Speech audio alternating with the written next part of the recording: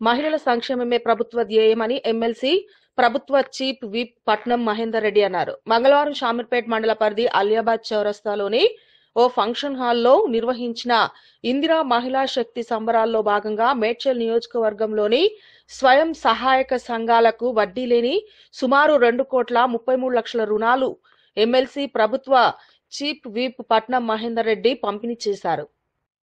అంతకుముందు మహిళల చైతన్యంపై ప్రతిజ్ఞ చేశారు. ఈ కార్యక్రమంలో మేడ్చల్ మల్కాజ్గిరి జిల్లా కలెక్టర్ మను చౌదరి, ఆర్డీఓ సాంబశివం, మాజీ మంత్రి మేడ్చల్ ఎమ్మెల్యే చామకూర మల్లారెడ్డి, మాజీ ఎమ్మెల్యే సుధీర్ రెడ్డి, గ్రంథాలయ చైర్మన్ శ్రీనివాస్ రెడ్డి, జిల్లా ఆర్టీఏ మెంబర్ జైపాల్ రెడ్డి, జిల్లా మహిళా సంఘాల అధ్యక్షురాలు అజయలక్ష్మి, హాజ్ కమిటీ మెంబర్ ముజీబుద్దీన్, నాయకులు, మహిళా సంఘాల నాయకురాళ్లు, మహిళలు తదితరులు పాల్గొన్నారు. మహిళలు ముందు రానికి మంచి అవకాశం కల్పిస్తుంది. మహిళలందరూ కూడా సబ్సిడీలు ఇచ్చి మరి డైరీ ఫామ్లు కానీ పౌల్ట్రీ ఫామ్స్ కానీ మంచి అవకాశం కల్పిస్తుంది. పెట్రోల్ పంపులు పెట్టుకోవడానికి దాంతోపాటు రూరల్ ఉన్నటువంటి పేద మహిళలందరూ డాక్రా సంఘాలు అందరికీ కూడా మరి చిన్న చిన్న వాళ్ళకు తోచిన విధంగా పెట్టుకోనికి అవకాశం ఉన్నది.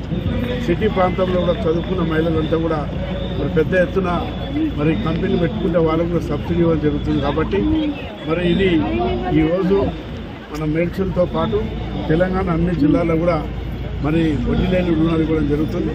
పోయినసారి కూడా ఇదే ప్రాంతంలో ఇవ్వడం జరిగింది.